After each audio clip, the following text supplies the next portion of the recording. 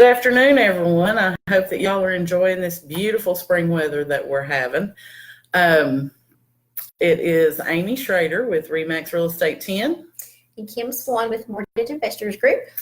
And we are happy to be back with you this Wednesday at noon.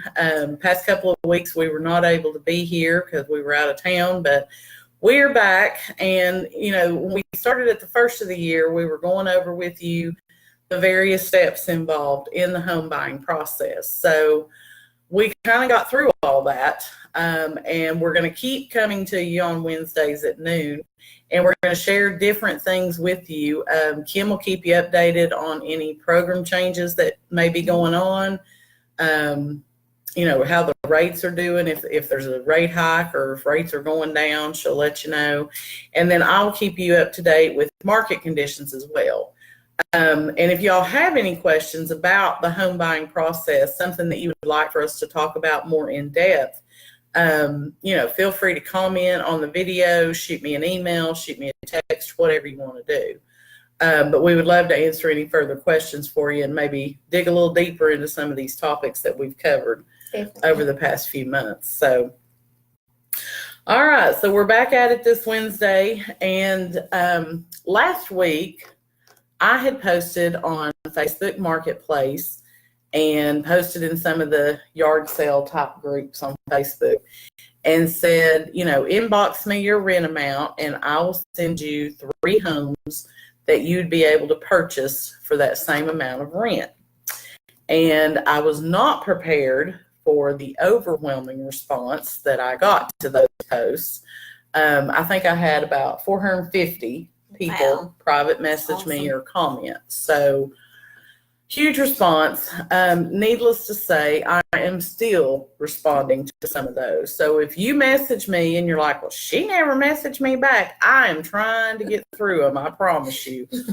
But between my regular, you know, normal course of the day work and then, you know, everything else, I just don't have time to sit and answer all 450 at one time. So I am working my way through those to try and get a response to you. But I thought that this would be a good forum to kind of go over, based on some of the more common rent amounts that I was getting messaged, how much home could you buy for that rent amount? So Kim worked with me as far as helping me come up with these sales prices. So I'm going to let her explain to you kind of how she came up with that monthly payment and then what the rent payment would equal into a house payment. Perfect. Thank you, Amy.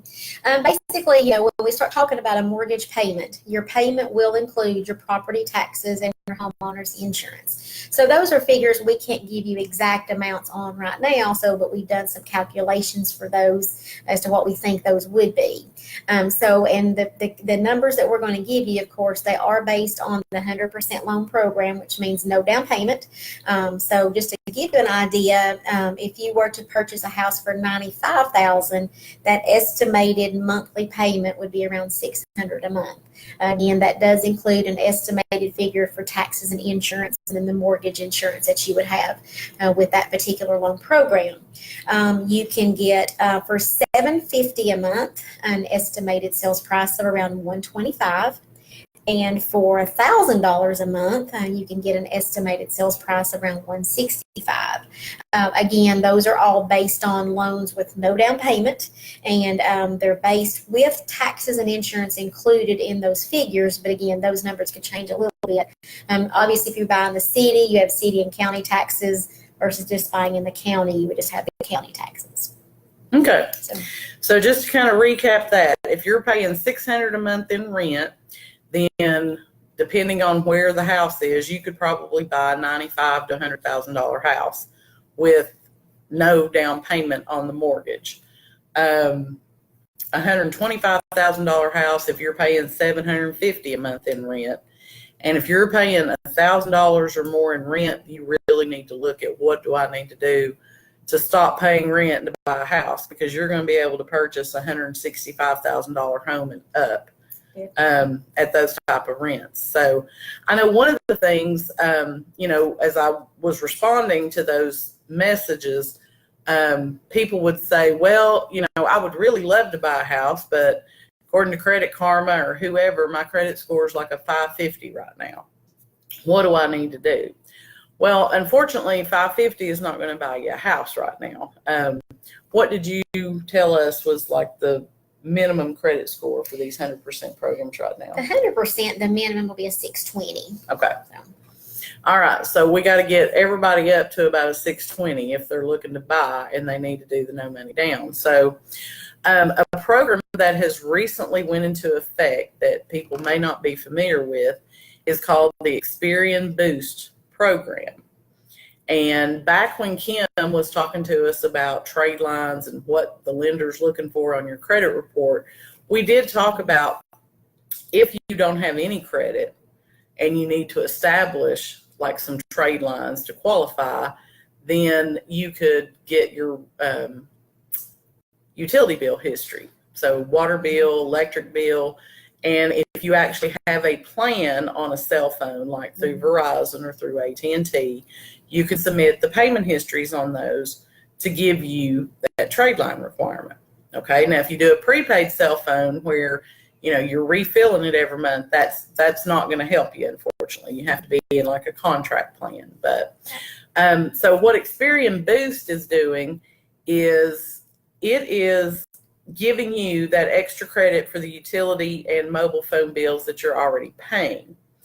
And what it will do is it will boost your credit score, just like the program says. So basically you would go, and I'm going to put the website in the comments for you here in just a minute, but you would go to their website and then you're going to coordinate with them electronically to give them limited access to your online banking where they can see that you are paying the utility bills or the cell phone bill or both out of your bank account each month, and they will add those to your credit report to help increase your credit score. Now, you probably need to have about a 12-month payment history on that for it to really impact your score any. If you're not paying the utility bills yourself right now, that is going to be a huge step for you to help your credit score, is to get your electric bill put in your name, to get your water bill put in your name, and then start paying them online, I guess, through automatic draft. Yes. But anyway, once you submit that stuff to Experian, typically within 24 to 48 hours, that's going to have made the impact to your credit score, and they will send you an update with that. Okay. Now, there's good news to that, and there's bad news to that, right? Yes. So what's the bad news? Well, the bad news is when we pull a credit report for a mortgage, we pull from all 3 credit bureaus. And right now, Experian is the only one who has this product. So obviously what you're going to do is just improve that one credit score. The other 2 credit bureaus is Equifax and TransUnion. Now, and Amy, you can correct me if I'm what you heard on this as well, but from our understanding, you can reach out to one of those or both of those credit reporting agencies and ask them to do this for you as well, whereas Experian is kind of doing it in the automated side of it. So, because you would need to, if you're improving scores, we do need to improve at least 2 of the scores. Again, like I said, we're always going to use the mid score of the 3. Right. So if you have, a 580 on one and a 605 on another, and then you do this through Experian and it shoots you up to 700, they're still going to look at that 602 credit score. Right. Okay. So Experian has made it a pretty easy process for you to go online. And I put their website in the comments there for you. It's experian.com/boost. And that will give you step-by-step how to do this.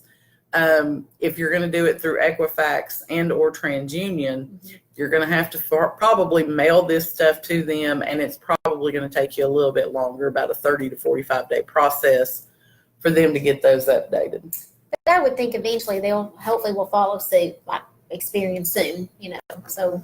Yeah, I mean, somebody has to be the guinea pig, right? That's right. That's exactly right. Experian played the guinea pig on this one, and I think it's a very positive thing because, a lot of times when you're renting, you don't have a whole lot of credit because, you've bought your car and you may be paying on it. But if you have the 550 and you do this and you're still below the 620 that you're going to need, honestly, the best person to reach out to is going to be a loan officer, because they're going to be able to tell you this is what's on your credit report that you're going to have to get corrected or fixed. And sometimes it means paying off some collections. Sometimes it means paying down some credit card debt. But they're going to have the best advice for you on that in order to get your credit score up where you need to be. So that's kind of what we had to talk about this week. Next week, I think we're going to kind of give you a market recap. We'll have been through almost 4 months in 2019 already, which seems unreal. Yes. But we're going to talk to you a little bit more about what the market is doing here in Morristown. How many homes have sold? How long are they staying on the market? What's the average sales price? And, I've said this before, we do have an inventory shortage right now. So if you've been thinking about listing your home, now is the time to do that. I would love to come out and speak with you and let you know what we do through RE/MAX to help get your home sold quicker and for top dollar. So thanks again for tuning in to us. If you're watching the replay later on our timelines and you have a question, feel free to drop it in the comments or shoot us a message, and we will look forward to seeing you all next Wednesday at noon. Thank you.